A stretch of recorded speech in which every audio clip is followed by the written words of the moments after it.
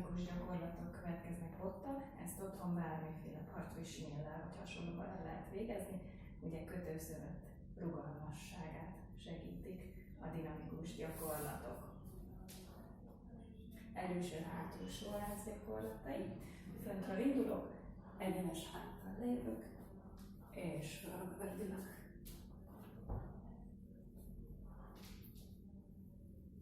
Mutatom oldalról, derékból dolgozok. Egyenes háttal, és vissza.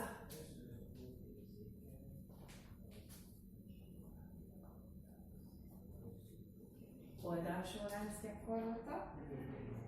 Fönt van a két kar, elhajolok oldalra, és hátra teszem a lábamat, hogy itt oldalt nyúljon, és ezt váltom dinamikus tempóba. Figyelek arra, hogy csak oldalra mozduljak, ne csavarodjak.